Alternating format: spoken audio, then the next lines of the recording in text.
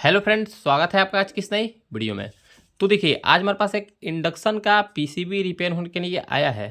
देखिए, इसमें कंडीशन कुछ इस तरीक़ा का है। देखिए, इसका पावर सप्लाई, यहाँ पर ये जो पावर सप्लाई होता है, जो इसका एसएमपीएस सेक्शन होता है, ये काफ़ी बढ़िया तरीक़ा से जल गया है। देखिए, यहाँ का एक जम्फर जल गया है, साथ ही साथ यहाँ पर ट्रांसफार्मर हो सकता है जल गया होगा। जलने के कारण यहाँ पर ये हमारे पास आप जान लें कि एक टेक्नीशियन के द्वारा ही हमारे पास ये रिपेयर होने के लिए आया है। यहाँ पर देखिए, ये ट्रांसफार्मर जल जाने के कारण ये ट्रांसफार्मर को उस टेक्नीशियन ने बाहर निकाल दिया। और देखिए, वो इसमें रिपेयर करने का भी इसको कोशिश किया है। देखिए, यहाँ से यहाँ पर वो जम्फर किया है, यहाँ से यहाँ पर वो जम्फर किया है, यहाँ से ट्रांसफार्मर को बाहर निकाला है, लेकिन उससे ये पीसीबी रेडी नहीं हो पाया है। तो वो मेरे पास इस पीसीबी को रिपेयर कराने के लिए लाया है। फिलहाल देखिए, वो हमारे पास सिर्फ इतना ही पीसीबी लेकर आया है, ना ही इसका वो डिस्प्ले पैनल लाया है और ना ही वो इंडक्शन लेकर आया है। सिर्फ और सिर्फ हमारे पास ये इसका मदरबोर्ड रिपेयर होने के लिए लाया है। तो हम क्या करेंगे सबसे पहले हमको इसमें उनके द्वारा कहना है कि सिर्फ आप इसका 5 वोल्ट और 18 वोल्ट रेडी कर दीजिए, ताकि उसके बाद हम इसको खुद से सेट कर देंगे या फिर चालू कर लेंगे। तो चलिए, आज की इस वीडियो में हम इस पीसीबी को किस तरीक़ा से रिपेयर होगा हम आपको बताने वाले हैं। देखिए, इतना तरीक़ा से अगर किसी भी इंडक्शन का, इतना बुरी तरीक़ा से किसी भी इंडक्शन का पावर सप्लाई जल जाए तो कैसे रिपेयर होगा, ये चीज़ हम आपको स्टेप बाय स्टेप समझाने वाले हैं। तो सबसे पहले हमको क्या चेक करना है?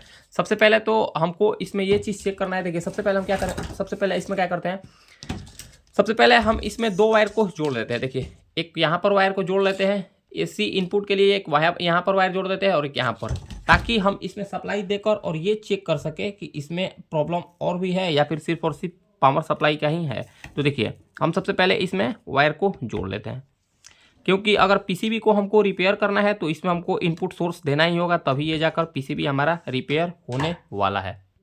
तो देखिए, हम सबसे पहले यहाँ पर ये इसका एक्स्ट्रा थोड़ा सा वायर बाहर निकला हुआ है, तो हम इसको काट लेते हैं।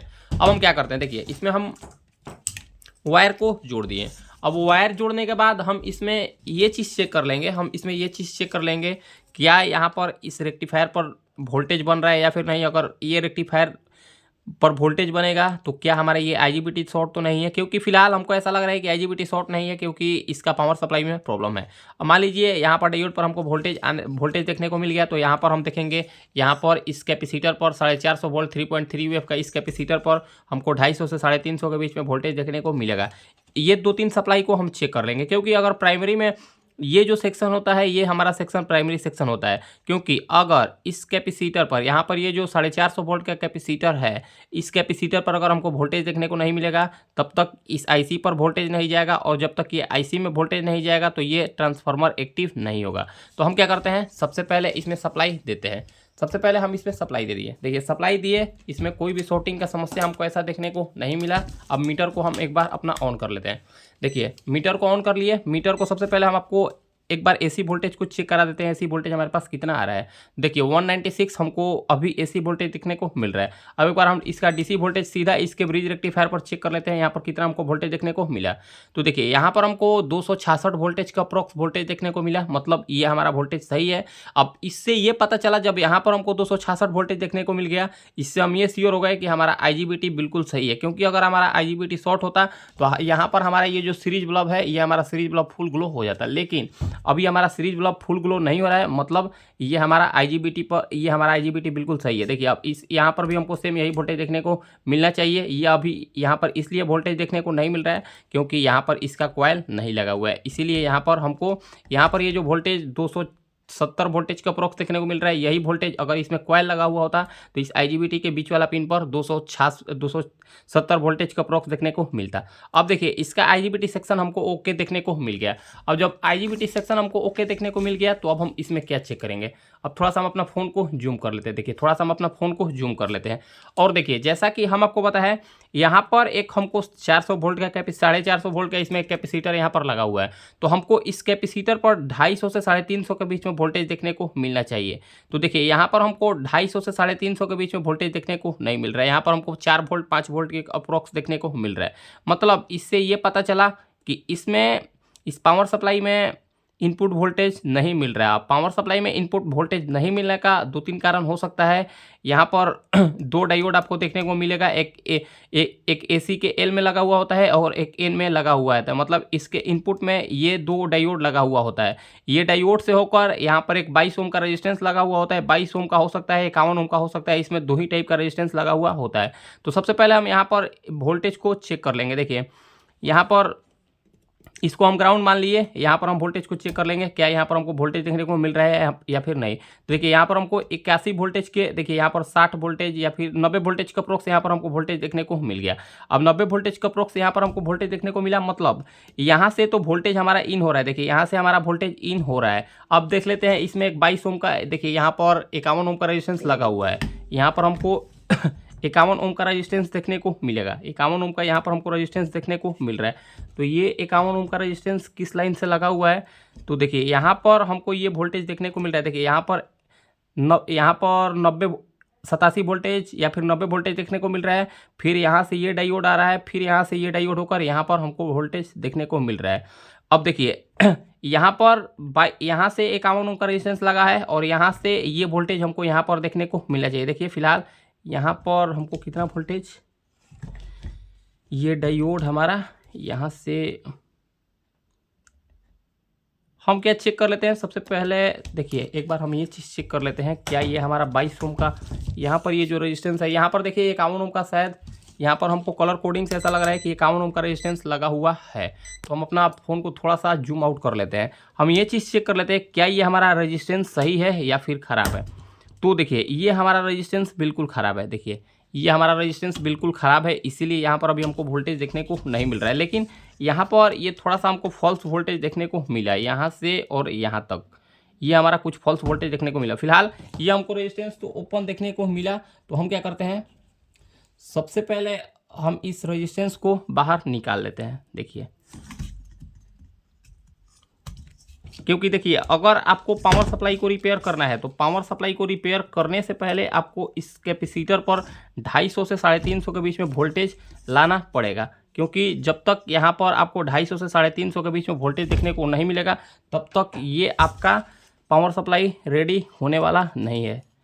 तो देखिए इसमें 51 कितना वैल्यू का इसमें रेजिस्टेंस लगा हुआ है, तो इसमें हमको ऐसा कुछ समझ नहीं आ रहा है, लिखा हुआ नहीं है। फिलहाल इसमें हम 22 ओम का रेजिस्टेंस को लगाते हैं, क्योंकि ज़्यादातर इसमें 22 इंडक्शन में ज़्यादातर 22 ओम और 51 ओम का रेजिस्टेंस को लगाया जाता है। तो हम इसमें 2 वाट का 22 ओम का रेजिस्टेंस को लगाते हैं। देखिए हमारे पास 22 ओम का 2 वाट का रेजिस्टेंस एक देखने को आपको मिल रहा होगा। तो हम क्या करते हैं, इसमें ये 22 ओम का रेजिस्टेंस को हम इसके जगह पर माउंट करते हैं। फिलहाल अगर आपके पास 22 ओम का रेजिस्टेंस नहीं है तो आप इसमें 10 ओम से लेके और 51 ओम तक के कोई भी रेजिस्टेंस को इसमें लगा सकते हैं, 1 वाट 2 वाट कोई सा भी, आप इसके लिए आज़ाद है। आप ऐसा ना सोचिए कि आपके पास अगर 22 ओम या फिर 51 ओम का रेजिस्टेंस नहीं है तो आप इसको रेडी नहीं कर पाइएगा, ऐसा बिल्कुल भी नहीं है। देखिए अब इसमें हम एक 22 ओम का रेजिस्टेंस को, जैसा कि आपको पता है, हम इसमें डालकर रेडी करने वाले हैं। तो देखिए यहाँ पर यहाँ पर हम इसको माउंट कर लेते हैं। तो देखिए इसको हम बढ़िया से माउंट कर लिए। देखिए हम इसको बढ़िया से माउंट कर लेते हैं। माउंट करने के बाद इसको हम सोल्डरिंग कर देते हैं। अब देखिए अब यहाँ पर ये हमारा रेजिस्टेंस हम लगा दिए। अब रेजिस्टेंस लगा दिए, रेजिस्टेंस लगाने के बाद अब देखिए इसमें आपको शॉर्टिंग का भी समस्या देखने को मिल सकता है। अब शॉर्टिंग का समस्या कैसा आपको देखने को मिल सकता है, ये चीज़ हम आपको बताते हैं। देखिए अगर यहाँ पर आपको कुछ डायोड देखने को मिल सकता है, 1 2 3 4 5 6। देखिए 1 2, वैसे तो ये दोनों डायोड कम ही शॉर्ट होता है। देखिए इसमें शॉर्ट होने वाला डायोड 1 2 3 4 और इसको भी आप जोड़ सकते हैं, मतलब इसमें ये ज़्यादातर 5 डायोड 1 2 3 4 और 5, ज़्यादातर ये 5 डायोड शॉर्ट होता है। उसके बाद यहाँ पर आपको एक आईसी लगा हुआ मिलेगा, क्या पता इसमें किस नंबर का आईसी लगा हुआ है, हम एक बार देख लेते हैं। इसमें AP8012 करके आईसी लगा हुआ है, जो कि DTH में ज़्यादातर इस्तेमाल में लिया जाता है। देखिए 1 2 3 4 5, ये 5 डायोड और ये आईसी अगर शॉर्ट नहीं होगा तो ये हमारा सीरीज ब्लॉक ग्लो नहीं करेगा, और अगर ये आईसी और ये पांचों में से कोई डायोड या फिर ये कैपेसिटर शॉर्ट होगा तो ये हमारा सीरीज ब्लॉक ग्लो कर जाएगा। तो अब हम क्या करते हैं, अब एक बार हम फ़ोन को जूम आउट कर लेते हैं। जूम आउट करने के बाद हम ये चेक कर लेते हैं क्या अब हमारा इसमें कोई शॉर्टिंग है या फिर नहीं। तो देखिए इसमें तो हम सप्लाई दे दिए, अभी कोई भी हमको शॉर्टिंग देखने को नहीं मिला। देखिए ये हमारा सीरीज ब्लॉक ग्लो नहीं कर रहा है। अब शॉर्टिंग जब देखने को नहीं मिल रहा है तो अब हम एक बार वोल्टेज को चेक कर लेते हैं, क्या यहाँ पर अब हमको इस कैपेसिटर पर 250 से 350 के बीच में वोल्टेज देखने को मिला है या फिर नहीं। तो देखिए यहाँ पर अब हमको 273 वोल्टेज प्रॉपर देखने को मिल गया। देखिए अब हमको यहाँ पर 273 वोल्टेज प्रॉपर देखने को मिल गया। अब यहाँ पर जब हमको 273 वोल्टेज प्रॉपर देखने को मिल गया, मतलब जब हमारा ये प्राइमरी सेक्शन रिपेयर हो गया, अब जब हमारा प्राइमरी सेक्शन रिपेयर हो गया, अब हम इसमें से सप्लाई को काट देते हैं। सप्लाई को काटने के बाद हम इसको थोड़ा सा डिस्चार्ज कर लेते हैं। देखिए जब हमारा ये प्राइमरी सेक्शन रिपेयर हो गया तो अब हमारा सेकेंडरी सेक्शन ही बच गया। तो जब प्राइमरी सेक्शन हमारा रिपेयर हो गया तो हमारा इजीली सेकेंडरी सेक्शन भी रिपेयर हो जाएगा। तो देखिए अब कुछ लोग के दिमाग में आएगा कि हम इसमें ट्रांसफार्मर लगाकर इसको ओके कर लेंगे। तो आप ये चीज़ अपने दिमाग से निकाल लीजिए कि आप इसको ट्रांसफार्मर डालकर और लंबा टाइम तक इसको चालू कर पाइएगा। देखिए हम अगर चाहें तो इसमें ट्रांसफार्मर डालकर भी इसको चालू कर सकते हैं, लेकिन वो लंबा टाइम तक नहीं चलेगा, क्योंकि यहाँ पर ये पीसीबी जल गया है। यहाँ पर बार बार कार्बन और स्पार्किंग होने के कारण और पीसीबी खराब हो सकता है। तो हम क्या करेंगे, हम यहाँ पर एक पावर सप्लाई मॉड्यूल आता है 524 करके, उस पावर सप्लाई मॉड्यूल को इसके जगह पर इस्तेमाल में लेने वाले हैं। मतलब इस ट्रांसफार्मर या फिर पावर सप्लाई की जगह पर उस मॉड्यूल को इस्तेमाल में लेने वाले हैं। हम आपको दिखाते हैं किस टाइप का पावर सप्लाई मॉड्यूल होता है। देखिए कुछ इस टाइप का पैकिंग में आपको पावर सप्लाई मॉड्यूल देखने को मिलेगा। हम इसको बाहर निकाल कर दिखाते हैं। देखिए ये हो गया हमारा पावर सप्लाई मॉड्यूल। देखिए ये हो गया हमारा पावर सप्लाई मॉड्यूल, जो कि अगर इंडक्शन ज़्यादातर क्या होता है, पावर सप्लाई कभी कभी केस में बहुत बुरी तरीक़ा से जल जाता है, तो उस केस में हम इस तरीक़ा का पावर सप्लाई मॉड्यूल को इस्तेमाल में लेते हैं। तो अब हम क्या करते हैं, सबसे पहले आपको हम इसमें कुछ पावर सप्लाई के बेसिक इन्फॉर्मेशन बता देते हैं। देखिए यहाँ पर प्लस और माइनस, यहाँ पर आपको 250 से 350 के बीच में डीसी वोल्टेज देना है, यहाँ पर प्लस देना है और यहाँ पर माइनस। इसमें से आपको 3 वोल्टेज आउटपुट के लिए देखने को मिलेगा। देखिए 5 वोल्ट, 12 वोल्ट और 18 वोल्ट। देखिए 5 वोल्ट, 12 वोल्ट और 18 वोल्ट। फिलहाल इंडक्शन में 2 ही वोल्टेज की आवश्यकता होती है, एक 5 वोल्ट की और एक 18 वोल्ट की। एक 5 वोल्ट की और एक 18 वोल्ट की। हमको 12 वोल्ट की इसमें आवश्यकता नहीं है। तो हम क्या करते हैं, एक 5 वोल्ट में और एक 18 वोल्ट में वायर को जोड़ते हैं और यहाँ पर 2 वायर को जोड़ते हैं, प्लस और माइनस, या इसमें हम 4 वायर को जोड़कर फिर हम आपको इसका कनेक्शन बताते हैं। तो देखिए हम इसमें 4 वायर को जोड़ लिए। देखिए यहाँ पर ये हो गया रेड हमारा प्लस, ये हो गया हमारा ब्लैक माइनस, और यहाँ पर देखिए रेड वाला वायर को हम 18 वोल्ट पर जोड़े हैं। देखिए रेड वाला वायर को हम 18 वोल्ट में जोड़े हैं और ब्लू व्हाइट वाला वायर को हम 5 वोल्ट में जोड़े हैं। फिलहाल हम ग्राउंड का कनेक्शन इसलिए देंगे, आउटपुट में हम ग्राउंड का कनेक्शन इसलिए नहीं देंगे क्योंकि इसका इनपुट का ग्राउंड और इसका आउटपुट का ग्राउंड सेम होता है। तो इसीलिए हम इसमें आउटपुट में ग्राउंड का कनेक्शन बिल्कुल भी नहीं देंगे। ग्राउंड का कनेक्शन इसमें देना अनिवार्य नहीं है क्योंकि ये पीसीबी में दोनों का ग्राउंड सेम ही है। और जब इस पीसीबी में ग्राउंड का कनेक्शन सेम है तो देखिए इस पीसीबी में भी ग्राउंड का कनेक्शन सेम होगा। देखिए एक ये हो गया हमारा ग्राउंड का कनेक्शन। देखिए ये हो गया हमारा कैपेसिटर का मेन ग्राउंड और ये हो गया हमारा रेक्टिफायर का मेन ग्राउंड। मतलब ये दोनों का ग्राउंड हमारा सेम है। इससे ये पता चला कि हमको ग्राउंड देना आवश्यकता नहीं है। तो अब हम क्या करते हैं, जैसा कि आपको पता है, देखिए इसके इनपुट पर देखिए ये हो गया प्लस और ये हो गया माइनस। तो इसके इनपुट पर हमको 250 से 350 के बीच में वोल्टेज देना है। तो देखिए इस फिल्टर कैपेसिटर पर देखिए यहाँ पर जो 450 वोल्ट का कैपेसिटर लगा हुआ है, देखिए यहाँ पर 450 वोल्ट 3.3 वेव का कैपेसिटर लगा हुआ है। तो यहाँ पर हमको क्या करना है, यहाँ पर हमको 300 से 250 से 350 के बीच में वोल्टेज देखने को मिलता है। तो हमको इस कैपेसिटर के प्लस पर प्लस वायर को जोड़ देना है और इस कैपेसिटर के माइनस पर हम माइनस वायर को जोड़ देंगे। मतलब यहाँ पर हम इनपुट सप्लाई इस मॉड्यूल को दे दिए। अब हमको आउटपुट के लिए 2 वायर को हम ले लिए। इसमें हमको आउटपुट 2 वोल्ट लेना है, एक 5 वोल्ट और एक 18 वोल्ट। मतलब एक 5 वोल्ट को लेना है आउटपुट में और एक 18 वोल्ट को आउटपुट में लेना है। तो ये हो गया हमारा 18 वोल्ट रेड वाला वायर और ये हो गया हमारा 5 वोल्ट ब्लू वाला वायर। तो 5 वोल्ट और 18 वोल्ट हम कैसे दें और कहाँ दें, सबसे कन्फ्यूजन वाली बात ये है। तो हम थोड़ा सा आप जूम कर लेते हैं अपना फ़ोन को और हम आपको समझाने का प्रयास करते हैं। सबसे पहले हम आपको 5 वोल्ट समझा देते हैं कैसे दें। अगर आप बिल्कुल नए हैं, अगर आपको थोड़ा सा भी कुछ जानकारी नहीं है तो हम आपको कुछ चीज़ें बता देते हैं। देखिए यहाँ पर आपको कुछ चीज़ देख लेनी है। देखिए यहाँ पर हमको सबसे बेसिक तरीका बता देते हैं 5 वोल्ट किस तरीक़ा से आप जाने कि कहाँ पर देना है। देखिए यहाँ पर आपको एक रेगुलेटर देखने को मिलेगा। देखिए यहाँ पर आपको एक रेगुलेटर देखने को मिलेगा। आप थोड़ा सा वीडियो का क्वालिटी को बढ़ा लें। देखिए यहाँ पर क्या लिखा हुआ है 78L05। देखिए 78L05 लिखा हुआ है, मतलब ये एक रेगुलेटर आईसी है। ये एक रेगुलेटर आईसी है जो 12 वोल्ट या फिर 18 वोल्ट को 5 वोल्ट में कन्वर्ट करेगा। तो मतलब इसका 1 नंबर पिन इनपुट हो जाएगा, 2 नंबर पिन ग्राउंड हो जाएगा और 3 नंबर पिन आउटपुट हो जाएगा। मतलब 1 नंबर पिन इनपुट से 18 वोल्ट या फिर 12 वोल्ट आएगा और 3 नंबर पिन से ये 5 वोल्ट आउटपुट करेगा। तो देखिए अब ये इसका इनपुट पिन कौन सा है, तो ये चीज़ हम आपको समझाने का प्रयास करते हैं। देखिए यहाँ पर ये आपको ट्रांसफार्मर को देख लेना है। इस ट्रांसफार्मर में आपको 3 पिन देखने को मिलेगा। एक पिन ग्राउंड हो जाएगा। देखिए एक पिन हमारा, देखिए एक पिन हमारा ग्राउंड हो गया। देखिए एक पिन हमारा, आप बढ़िया से देखने का प्रयास कीजिए। देखिए एक पिन हमारा ग्राउंड हो गया, ये ट्रांसफार्मर इस कैपेसिटर के साथ जुड़ गया, मतलब ये पिन हमारा ग्राउंड हो गया। अब देखिए दूसरा पिन पर हम ध्यान देते हैं, इसका सेकंड नंबर पिन पर हम ध्यान देते हैं। देखिए सेकंड नंबर पिन यहाँ से आया, यहाँ पर एक डायोड लगा हुआ होगा। देखिए यहाँ पर एक डायोड लगा हुआ है। देखिए ये हो गया हमारा सेकंड डायोड। देखिए यहाँ पर एक डायोड लगा हुआ है, यहाँ से यहाँ पर ये डायोड आया। डायोड के बाद एक कैपेसिटर लगा हुआ होता है। इस कैपेसिटर, देखिए इस कैपेसिटर इस रेगुलेटर आईसी के प्लस पिन और माइनस पिन से जुड़ा हुआ होगा। देखिए ये कैपेसिटर प्लस पिन, ये कैपेसिटर का माइनस पिन इस रेगुलेटर आईसी के 1 नंबर पिन से जुड़ा हुआ होगा और इस कैपेसिटर का माइनस पिन ये रेगुलेटर आईसी के 2 नंबर पिन से जुड़ा हुआ होगा। तो देखिए ये हो गया 1 नंबर पिन और 2 नंबर पिन से ये कैपेसिटर जुड़ा हुआ है। मतलब इस ट्रांसफार्मर से आपको इस रेगुलेटर आईसी का इनपुट पिन पर 12 वोल्ट 10 से 12 वोल्ट देखने को मिलेगा। मतलब ये हो गया इसका इनपुट पिन, ये हो गया इसका ग्राउंड पिन और ये हो गया इसका 5 वोल्ट का पिन। तो देखिए आपको क्या चेक कर लेना है, देखिए आपको क्या चेक कर लेना है हम आपको बताते हैं। मीटर को कंटिन्यूटी पर रख लेना है। सबसे पहले आपको 2 नंबर पिन, सबसे पहले इस रेगुलेटर में आपको 3 पिन देखने को मिलेगा।